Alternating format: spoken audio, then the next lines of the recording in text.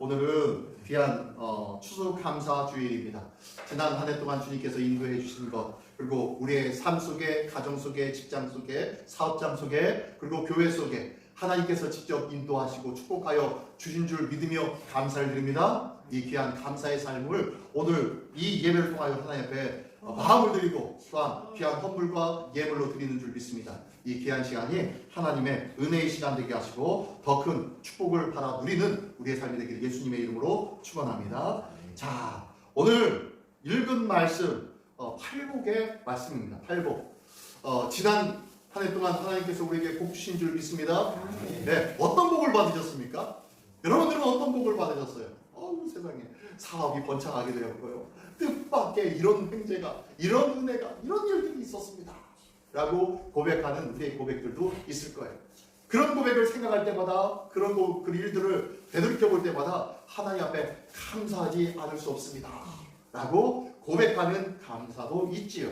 그런데 우리의 감사가 우리에게 큰 뛰어나고 복되고 큰 일들이 있었음으로 인하여서 감사한다면은 오늘 이 마태복음 5장 넘어서 6장에는 이런 것들에 대하여 감사하고 이런 이들만을 사랑하면은 이방인과 너희가 무엇이 다르냐? 라고 말씀하셔요. 6장에서. 너에게 어떠한 일이 있기 때문에 감사하느냐? 라고 묻는 말씀이 오늘 본문의 말씀이기도 합니다. 이게 무슨 말이에요? 보니까요, 우리가 잘 아는 말씀이에요. 이 팔복을 예수님께서는 왜 가르쳐 주셨을까요? 예수님께서 이 팔복을 가르쳐 주신 이유가 있습니다. 그 이유는, 자, 한번 읽어볼까요? 시작. 천국백성에게 요구되는 그리스도인의 의의 기준, 의의 조건, 그리고 삼복의 의미를 알려주십니다. 예. 무슨 소리예요? 무슨 소리예요? 자, 이 팔복을 가르치신 그 이유는요, 천국 백성이 된 그리스도인들, 너희가 하나님의 백성이라고 오늘 이 본문의 말씀에 보니까요, 이 이스라엘 사람들에게 하나님의 나라를 이야기하면서 제일 먼저 8가지의 복을 말씀해 주신 거예요. 근데 이 복이 어떤 복인지 하나씩 보면은 조금 독특해요. 그 복이 어떤 복이냐? 바로 이렇다니까요. 천국 백성의 복이에요. 천국 백성은 바로 오늘날 우리, 바로 그리스도인들이겠죠? 예. 그리스도인들의 복의 기준이 어떤 기준인지, 천국에 들어가는 기준, 천국 백성이 되는 기준이 뭔지, 그 다음에 그리스도인들의 의의 조건, 천국 백성으로 복받는 조건을 어떤 조건을 가진 자가 천국 백성이 될 수 있는지, 그리고 참복의 기준, 의미, 진짜 복은 그러니까 무엇이야? 라고 알려주시는 내용이 팔복이에요. 그러니까 우리는 주로 이 팔복을 하면 내 심령이 가난해야 복을 받는구나. 내가 애통해야 복을 받는구나. 온유해야, 마음이 온유해야 복을 받는구나. 뭐 이런 식으로 우리가 받아들였던 이 팔복의 말씀이면요, 이거는 맞다 틀리다? 아니라는 거예요. 그런 의미가 아니라는 거예요. 자, 그 의미를 하나씩 알아보기로 합니다. 예수님께서 산에 오르셨습니다. 그랬더니 누가 올라가요? 같이 따라갔어요. 오늘 본문의 1절의 말씀에 보니까, 1절의 말씀에 보니까 예수께서 무리를 보시고 산에 올라가 앉으시니 제자들이 나온지라. 예, 예수님께서 뭘 보시고? 무리를 보시고 예수님 산에 올라가 앉으시니까 제자들이 따라서 나온 거예요. 무슨 무리예요? 무슨 무리? 이 무리? 자, 오늘 본문의 말씀 5장 앞에는 어떤 얘기가 나오냐면요, 예수님이 여기저기 다니시면서 갈릴리 주변에 있는 모든 곳에 하나님의 나라의 말씀을 가르치시고 전파하시고 고치십니다. 근데요, 가장 특징적인 것이 성경 말씀의 내용들에 보면요, 4장까지 어떤 일이 나오냐면은 고치시는 일들이 많이 나와요. 한마디로 기적적인 이야기, 놀라운 이야기, 병 고치는 이야기들이 쭉 나와요. 이게 바로 하나님의 나라에서 있어질 일들을 예표해서 보여주는 내용이에요. 우리 저 맨 뒤에 오래간만에 나오신 우리 집사님, 여기저기에서 이제 안마 마사지도 해주시면서 그동안 그렇게 지내셨을 텐데, 하나님께서 오늘까지 지키시고 인도하여 주신 줄 믿습니다. 집사님. 아멘. 예. 우리 집사님이 이렇게 오셨는데 우리 집사님에게는 어떤 복이었습니까? 무슨 복이 있으십니까? 자, 오늘 윤성수 권사님 어제 통화를 하다가 보니까 우리 권사님 몸이 아파가지고 어제 여기 이거 하러 그 멀리서 이제 걸어서 오신 거예요. 걸어서 오셔가지고 이거하고 무랑 몇 가지 이렇게 사가지고 하나님 앞에 올려드리고 이러고 여기 뭐 청소하는데 도와주시고 그러고 난 다음에 집에 가셨어요. 집에 가셨는데 통화를 해보니까 권사님이 내일 갈 수나 있을런지 모르겠어요. 그러시더라고요. 이렇게 먼 거리를 왔다 갔다 하시면은 힘드셔가지고 어려우세요. 지난번에는 저기 어디야 우리 조영상 집사님하고 저기 그 소정혜 전사님 계신 곳에 타고 갔다 오셨다가 만나시진 못하였지만 몸 병이 들으셔가지고 뭐 구토하시고 집에서 며칠 동안 고생을 하셨어요. 그러시는 분이 오늘도 변함없이 주님의 성전에 나오셨네요. 하나님의 은혜인 줄 믿습니다. 근데 권사님은 어떤 복을 받으셨습니까? 예, 많은 복을 받으셨을 거예요. 그죠? 많은 복을. 각자 나의 삶 속에 이런 모양 저런 모양으로 하나님께서 크신 은혜일들로 채워주셨어요. 근데 지금 예수님을 따라서 다녔던 사람들, 예수님이 그 무리를 보시고 산에 올라가 앉으신 거예요. 그러니까 이 무리들은 무엇을 보고 따라갔어요? 예수님을? 병 고치는 일들, 하나님의 놀라운 역사가 나타나는 일들, 이것 보고 사람들이 쫓아다녔어 예수님을. 그런데요, 예수님이 무리를 보시고, 여기에는 안 하는데 이전 성경에는 뭐라면요, 예수님이 무리를 보시고 돌이키사 산에 올라가셨다고 말씀하세요. 돌이키사. 그러니까 당신을 쫓아다니는 사람들, 이 사람들은 무엇 때문에요? 놀라운 기적과 표적, 기가 막힌 사건들, 이런 것들 때문에 쫓아다녔다는 거예요. 근데 예수님이 그거 보시고 안타까워하시면서 몸을 휙 돌리시고 그들을 향해서 그들을 돌리시고 어디로 가요? 산으로 가셔요. 산으로 가셨더니 쫓아간 사람들이 있었습니다. 누가 쫓아갔어요? 제자들이 쫓아가더라고요. 제자들이. 세상 사람들은, 믿음이 없는 사람들은, 예수님을 알지 못하는 사람들은, 하나님에 대해서 깨닫지 못하는 사람들은요, 놀라운 일들이 번쩍번쩍 보일 때 그거 쫓아다녀요. 화려하고 대단해 보이는 것들, 그런 걸 쫓아다녀요. 근데요, 제자들은 주님의 말씀을 받고 주님의 은혜를 쫓아가는 사람들은요, 그런 것들이 중요하지 않아요. 예수님께서 그들을 돌이켜서 어디로 가셨어요? 산에 오르셨어요. 산에 가셔서 산에 앉으시니까 제자들이 쫓아와가지고 예수님 앞에 앉은 거예요. 지금 이 상황입니다. 자, 그랬을 때 입을 열어서 가르치십시다. 자, 입을 열었다라 하면요, 이건 아무나 입을 열지 않습니다. 입을 열었다라는 표현은 왕이나 하나님, 신적인 계시나 그리고 왕의 명령이 있을 때 입을 열어라는 표현을 쓰는데요. 예수님이 입을 여셨대요. 마태복음은 예수님을 어떻게 표현한 겁니까? 왕으로 표현했대요. 왕으로 표현한 거예요. 그래서 예수님의 왕적 권위를 가지고 말씀을 가르치는 그 가르치심을 어떻게 해요? 듣기 시작합니다. 자, 그 내용인데요. 자, 이스라엘은 산이라는 의미가 어떻게 해요? 신령한 곳이에요. 거룩한 곳이에요. 그리고 왕권을 상징하는 것이 바로 산입니다. 그래서 왕이 산에서 명령을 하는 거예요. 왜 이렇게 산 얘기를 많이 하냐면요, 하나님을 알지 못하는 사람은 그래서 하나님을 가리켜서 산신령이라고 얘기합니다. 하나님께서 아주 중대한 사건이 있으면 꼭 그 사람을 산으로 부르셔가지고 산에서 말씀하고 명령하시죠. 대표적으로 누가 있을까요? 대표적으로 구약의 대표적으로 누구예요? 모세가 시내산에서 가르치셨잖아요. 말씀 율법을 주시고 가르쳐 주셨어요. 근데 그때에 하나님의 성산에 이른 사람이 모세 말고도 또 다른 사람들이 모세를 쫓아서 하나님을 만났나요? 아니요. 모세만 만났어요. 모세 한 사람만 만나서 모세에게 가르쳐 주셨습니다. 근데 오늘 본문에서는 예수님은 어때요? 모든 이들, 당신을 쫓아오는 제자들, 모든 제자들을 가르쳐 주고 계십니다. 물론 여기에서 제자들이 나온지라 했는데요, 이 제자들은 12명의 제자만을 말하지 않습니다. 12명의 제자는 대표 제자고요, 나머지 그 밖에 많은 제자들이 있었어요. 예수님을 쫓고 따르고자 했던 제자들, 그 많은 제자들이 예수님 앞에 나가서 예수님께서 왕적 권위, 신적 권위를 가지고 말씀을 전할 때 그 말씀을 들은 거예요. 마치 왕의 명령처럼, 신적 계시 메시지처럼 듣기 시작했다라고 하면서 뭐가 시작돼요? 팔복이 시작됩니다. 근데 이 팔복을 듣는 사람들, 이 사람들은 예수님의 제자들이기도 한데 다 예수님의 끝까지 예수님을 쫓아왔던 사람들인가요? 아니요. 예수님의 12명의 제자들 모두가 다 예수님이 십자가로 붙잡혀 갔을 때 다 도망갔죠. 그랬던 나약한 자들이에요. 제자들이라고 해서 완벽하고, 제자들이라고 해서 정말로 뜨겁고 변하지 않는 믿음을 갖고 있는 사람은 아무도 없었어요. 그러므로 당시 이 사람들은요, 연약한 제자들, 유약한 제자들을 말하고 있습니다.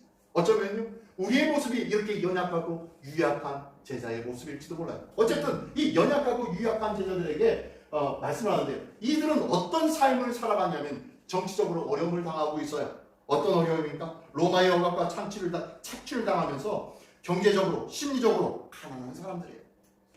경제적으로, 심리적으로 가난했다는 거예요. 이게 무슨 소리냐면요, 당시 로마의 정권 하에서 세금을 끊임없이 부여했어야 돼요. 세리들에 의하여서 때로는 중간에 빼먹는 것들 때문에 많은 착취물들이 있었겠죠. 그것 때문에 힘들었어요. 또 어떤 일이 있습니까? 그들은 노예국가가 아닙니까? 그죠? 피정복 국가 아닙니까? 그러다 보니까 그 피정복 국가의 국민으로서 어떻게 아무런 권세가 있다 없다? 없었어요. 그러다 보니까 군사 모집을 하면은, 용병이 필요하면은 어떻게 아무 때고 젊은이들을 끌고 갔습니다. 그래서 각 가정마다 군사로 모집된 자가 한 명씩은 꼭 있었을 거예요. 그런데 이러다 보니까 그 가정 속에는 어떻게 해요? 어려운 부분들이 있었겠죠. 그리고 어떤 국가적인 행사가 있으면 노역에 끌려가 나가는 수가 많이 있었겠죠. 그러니까 이 사람들은 지금 이 예수님을 쫓아갔던 유대의 제자라고 하지만 그들 역시 가난한 삶을 살았고, 또한 늘 끌려다니는 피노역자, 그러니까 끌려다니면서 여기 오라고 하면 어쩔 수 없이 찾아가가지고 거기서 일을 해야 되는 그런 삶을 산 사람들이었어요. 그 사람들이 얼마나 힘들었겠습니까? 날마다 억압과 착취를 당하면서 피곤하고 힘든 삶의 연속을 살았던 자들이었어요. 가난해서 누구 하나 배불리 먹고 살아가는 자 또한 없었습니다.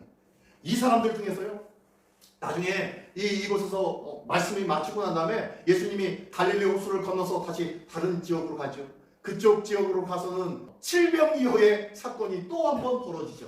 이때는요, 이방인들이 기준이 되어서 그들에게 칠병이호의 사건이 나타나는데, 그때까지 이 유대인들이 쫓아가요. 예수님 배를 타고 건너서 예수님을 쫓아가. 그랬더니 예수님이 뭐라고 하냐면은, 너희가 여기까지 나를 쫓아오면 나의 말을 듣고 천국을 사모함이 아니요 어제 먹은 떡이 그리워서 배고파서 나를 쫓아왔구나 라고 하면서 안타까워하실 정도로 이 사람들은 먹을 것이 풍성했다 부족했다?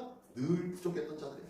우리나라 60년 70년 전처럼 이렇게 푸석하고 피식도 제대로 먹지 못하는 그런 삶을 살아왔던 그들, 이 가난한 사람들의 삶이 바로 그들에게 있었고, 그들이 바로 팔복을 듣고 있었던 그 사람들의 모습이었다는 거예요. 두 번째로는요, 종교적으로 힘들었던 자들. 왜요? 종교가 뭐였어요? 하나님을 섬기는 유대교 아니에요, 유대교. 근데요, 이 종교 지도자들은 이 백성들의 삶을 간과하지 않습니다. 보고 그들을 생각하고 그것을 염려하며 그들을 위한 메시지가 아니라 늘 어떻게 해요? 그들이 가르치는 현실을 초월한, 현실을 무시한 종교적 행위, 가시적인 책임만 부여하는 거예요. 그래서 왜 11조 안 냈어? 왜 성전 세금 안 냈어? 너는 그래서 불의한 자요, 죄인이야 라는 이런 율법적으로 사람들의 잣대를 대면서 사람들을 끊임없이 그것이 힘들어요. 그러니까 이런 삶을 살아가는 자들, 삶이나 일상의 삶이나 그리고 믿음이 있고 신앙을 가졌다고 하지만 그 신앙의 삶이 모두가 다 피폐해져 버린 삶을 살았던 자들이 당시 이 사람들의 삶이었다는 거예요. 이러한 사람들 가운데 하나님이 예수님이 팔복을 가르칩니다. 우리가 잘 아는 말씀, 이제 팔복을 한번 간단하게 빨리빨리 아는데요. 자, 이 팔복은 제가 이거 보다가 메시지 성경이라는 성경을 보면서 참 이 말씀에 대한 글을 해석을 참 잘 해놨어요. 그래서 이 말씀에 대한 해석을 한번 같이 제가 또 거기에서 좀 여러분들이 같이 이해하기 쉽게 조금 수정해서 같이 올려놨는데요. 자, 먼저 이 팔복의 첫 번째 3절의 말씀입니다. 3절 신령이 가는 자는 복이 나니 천국이 그들의 것이며 라는 이 말씀을 이 메시지 성경에서 뭐라고 하고 있냐면요. 한번 읽어보실까요? 시작. 벼랑 끝에 서 있는 너희는 복이 있다. 너희가 작아질수록 하나님과 그분의 다스림은 커진다. 예? 정말로 이 팔복을 듣고 있는 당시 유대인들, 제자들이라고 했던 이 사람들이 어떤 사람들이에요? 지금 상황 자체가 벼랑 끝에 서 있어요. 진짜 죽지 못해서 살고 있는 거예요. 이게 하나님을 믿는다고 하지만 믿음과 신앙이 나의 삶의 위로나 그리고 쉼을 주기는커녕 더 큰 억압과 필요한 것밖에 주지 않았던 그 삶. 그 어느 누구에게 위로받을 수 없었던 그 삶. 벼랑 끝에서 죽을까 말까 갈등만 하며 살아가고 있는 그런 철박한 삶을 살아가고 있는 자들. 그들이었다는 거예요. 그들에게 예수님이 뭐라고 하냐면요. 너희들 그 절박한 삶을 살고 있지? 그 절박한 삶을 살고 있는 너희가 복된 삶을 살고 있어 라고 하고 있어요. 그러면서 너희가 그렇게 절박한 삶을 살수록 작아질수록 하나님과 그분의 다스림은 퍼진다. 이제 너희가 세상을 의지하지 못하니까 세상에서 잘 먹고 잘 살지 못하니까 누구를 의지할 수밖에 없어? 하나님밖에 의지할 수밖에 없잖아. 우리나라도 그랬죠. 우리나라도 60년대 70년대까지만 해도 보릿고개가 있었던 그때는요. 뭐라도 하나 먹고 뭐라도 누군가가 공급해주지 아니하면은 제대로 연명하기 어려운 시대를 우리가 살아왔잖아요. 그런 삶을 살아갈 때는요. 어땠습니까? 우리 대한민국이 이렇게 부흥하고 발전할 수 있었던 근간이 그때부터 마련되기 시작한 거예요. 왜요? 그때 하나님을 붙잡았습니다. 그때 하나님 앞에 철박하게 매달린 자들이 우리 아닙니까? 우리가 그런 철박한 상황 속에서 하나님을 붙잡고 의지했더니 하나님께서 지금은 먹으면 안 된다고 할 정도로 당뇨병과 성인병에 의해서 안 먹어야 되는데 먹지 말아야 되는데 하면서 살고 있잖아요. 먹는 것 때문에 고민이에요. 먹는 것 때문에. 그렇죠? 이런 은혜가 얼마나 큰 은혜입니까? 어쨌든 뭐라고 해요? 너희가 작아질수록 그렇게 어려움을 당하지만 그런 어려움을 당할수록 하나님과 그분의 다스림은 커진단다 라고 말씀하고 있어요. 두 번째, 애통하는 자는 복이 나니 그들이 위로를 받을 것이며 라는 말은 이렇게 번역합니다. 한번 읽어보겠습니다. 시작.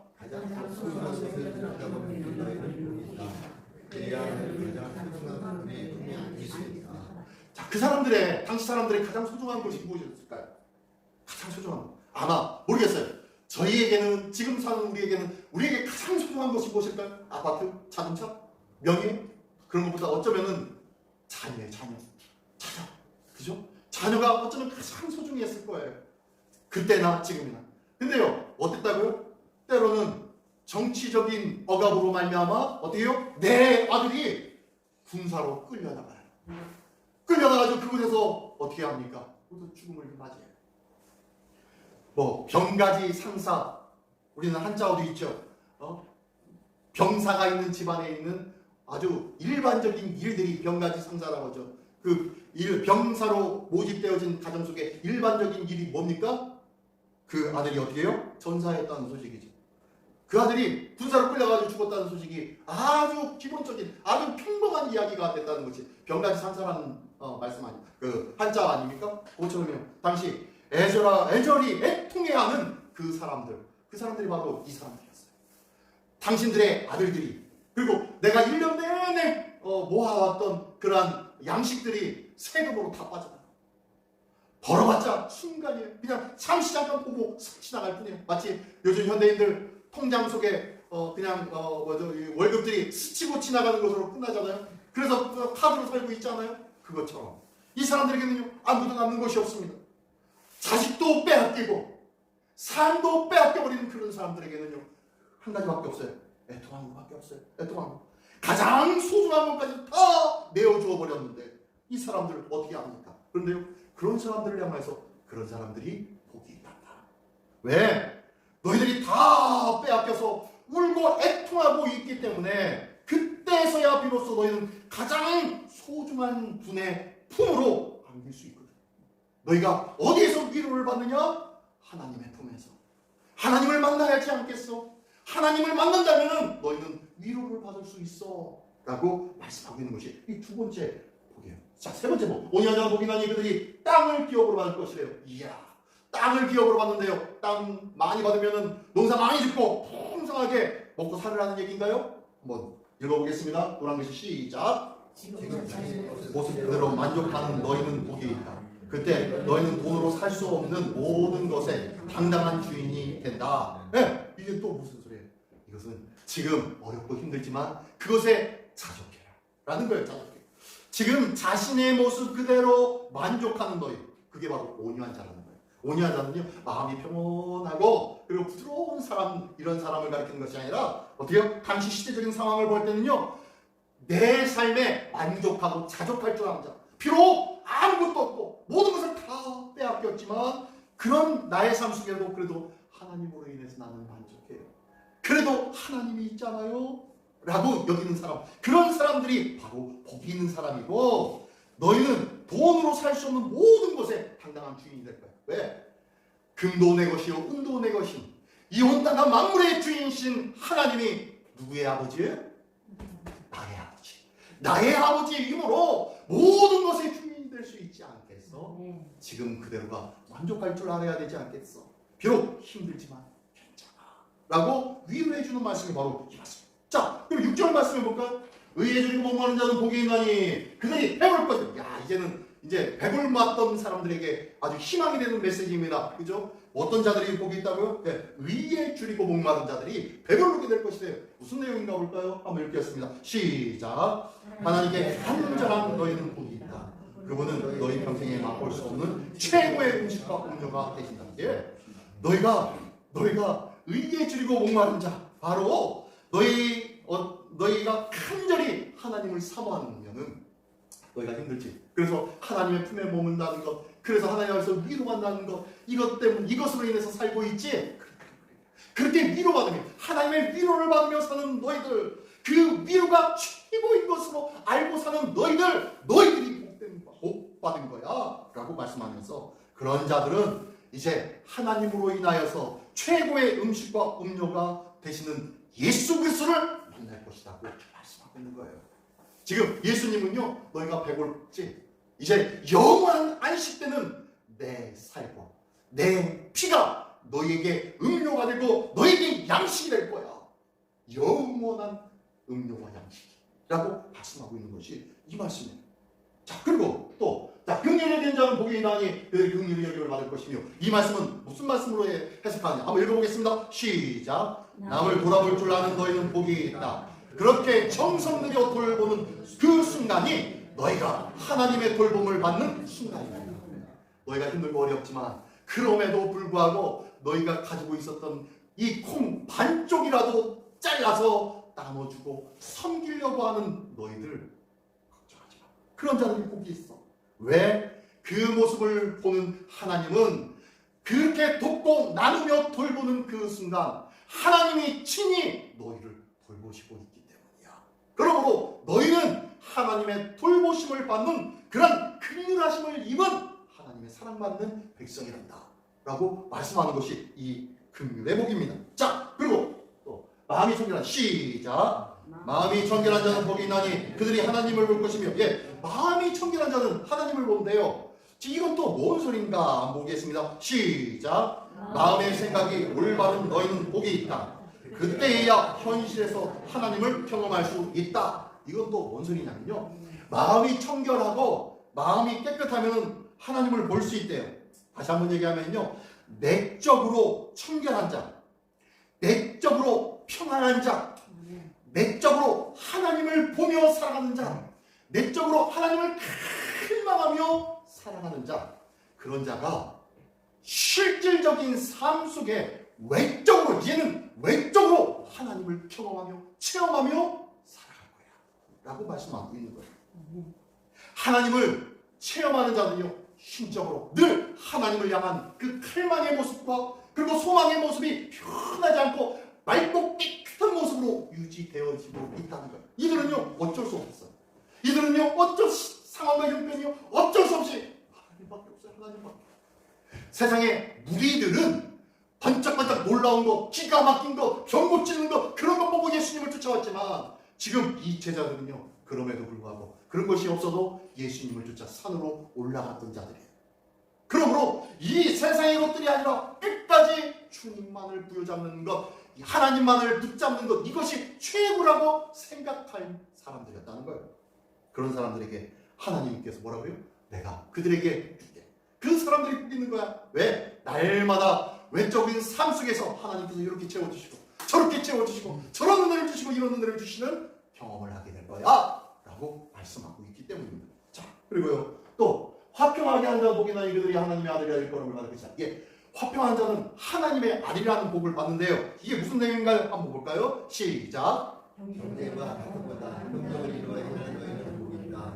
그들은 진정 자신이 누구인지 자신의 자리가 어디인지 잘 알기 때문이다. 이게 무슨 소리냐면요, 경쟁과 다툼보다 협력을 이루는 자, 이게 바로 화평한 자, 화평한 자.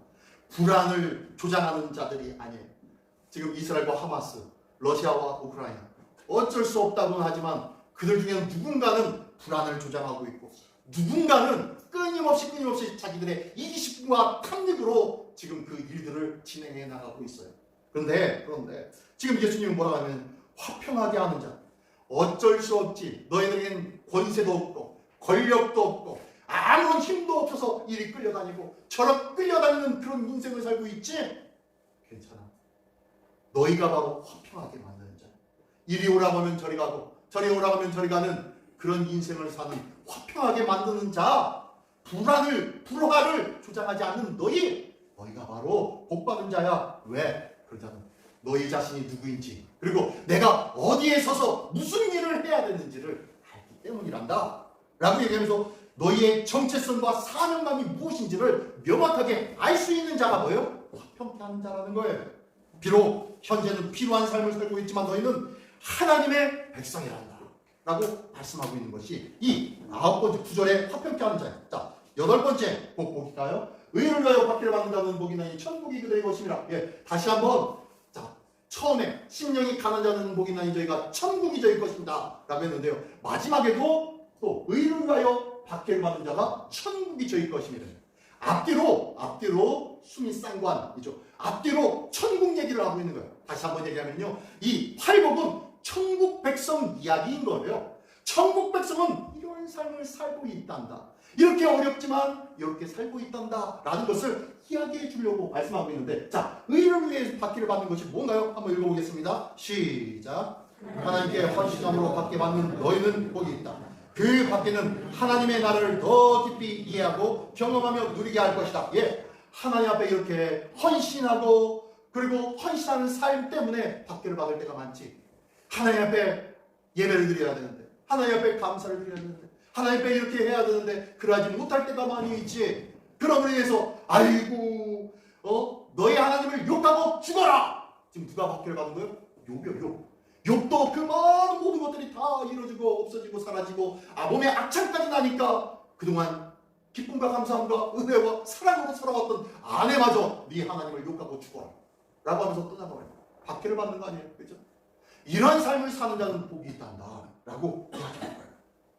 그 박해로 인하여서 하나님을 더 깊이, 하나님의 나라를 더 깊은 곳에 들어가서 경험하며 살 수 있기 때문이야 라고 말씀합니다. 오늘 내가 하나님의 나라를 경험하는 것, 이 모든 것이 바로 이게 팔복의 이야기입니다. 자, 이 팔복, 그러면 천국 이야기네요. 그러나 그럴까요? 아니에요. 이 이야기는요, 현재성이 있다니까요. 당시 이 이야기를 듣는 사람들의 실질적인 삶을 예수님이 하나씩 끄집어내면서 너희들 복받은 사람들이, 너희 힘들었지? 복받은 사람들이라니까 라고 말씀하고 있는 거라니까요. 자, 이 말씀을 듣는 사람들 중에서 대다수의 사람들이 위로를 받고 소망의 마음을 갖게 되었을 것이에요. 왜요? 나의 삶의 이야기들을 말씀하고 있기 때문에. 근데 이 말 속에 무슨 얘기가 있어요? 너 지금까지 잘 살아왔어 라는 말이에요. 다시 한번 얘기하면 이 팔복은 너희들 진짜 잘 살아왔어. 어려웠지만, 힘들었지만, 괴로웠지만, 낭망되었지만, 수많은 좌절과 핍박도 있었지만 그 가운데 이기며 끝끝내 잘 살아왔구나. 정말로 잘 살아왔다. 너희가 복받은 자들이고 너희가 천국 백성이야 라고 말씀해 주는 것이 팔복입니다. 그러므로 팔복은요, 내 마음이 가난해야 천국 백성이 되는구나 라는 얘기가 아니었다는 거예요. 예수님은요 이렇게 이 팔복의 현재성을 이야기하면서 즉 복은 시작 즉 복은 먼 곳에 있는 것이 아닙니다. 현실에 어떤 자세로 직면하고 있느냐에 비결이에요. 지금 이 삶이 내가 경험하고 있는 나의 현재의 삶을 어떻게 살아가고 어떻게 생각하고 어떻게 경험하며 어떻게 내가 행해야지 라고 다짐하느냐, 이것이 복의 근원이다. 내 삶의 문제와 형편과 상황이 중요한 것이 아니라 이 상들 속에서도 나는 끝까지 주님의 말씀을 붙잡고 이 말씀 속에서 주님을 삼아하며 그 안에서 변하지 않는 믿음과 신앙으로 날마다 감사하며 기뻐하며 살아갈 거야 라고 다짐하는 것, 이 자체가 뭐다? 복이라는 거예요. 이것을 말씀해주고 있는 것이 바로 예수님의 말씀입니다. 이 감사는요, 그래서 우리가 감사해야 되는데 이 감사는 바로 하나님의 뜻인 줄 믿습니다. 우리가 잘 아는 말씀이에요. 데살로니가전서 5장 18절 한번 읽어볼까요? 다 잘 아니까요? 시작! 범사에 감사하라. 이는 그리스도 예수 안에서 너희를 향하신 하나님의 뜻이라. 예, 감사해라. 이것이 하나님의 뜻이래요. 우리가 감사할 수 있는 모두가 되기를 원합니다. 또한 감사는요 하나님의 뭐다? 명령인 줄 믿습니다. 예, 골로새서 3장 15절 말씀 한번 읽어봅니다. 시작! 그리스도의 평강이 너희 마음을 주장하게 하라. 너희는 평강을 위하여 한 몸으로 부르심을 받았나니 너희는 또한 감사하는 자가 되라. 뭐 하는 자가 되라고요? 감사하는 자가 되라는 거예요. 그래서 너의 삶 속에서 불평하지 마, 염려하지 마, 걱정하지 마. 내가 있잖아. 내가 도와준다고 했잖아. 너희 쓸 것 내가 알고 있다고 했잖아. 그러므로 너희는 그의 나라와 그의 의를 먼저 구하는 것 아니겠어? 왜? 너의 지금 필요한 것들은 내가 알고 내가 공급해 줄 거니까 걱정하지 마 라고 말씀하고 있는 줄 믿습니다. 이 귀한 것이 바로, 이 귀한 믿음이 바로 감사하는 자가 갖는 믿음인 줄 믿습니다. 자, 혹시 장미꽃의 탐원이라는 이 탈무드에 나와 있는 이야기를 혹시 아십니까? 어쩌면 많이 알 거예요. 장미꽃이 어느 날 하나님께 묻습니다. 하나님, 아니 저는 이렇게 예쁘고 아름답게 되는데 왜 제게 가시를 주었습니까? 왜 가시를 주었습니까? 그러면서 왜 내게 가시를 주었나요? 그랬더니 하나님이 대답을 안 하세요. 끊임없이 막 장미가 탐원을, 하나님 왜 저한테 가시를 주어서 이 아름다운 꽃에 가시를 왜 주셨습니까?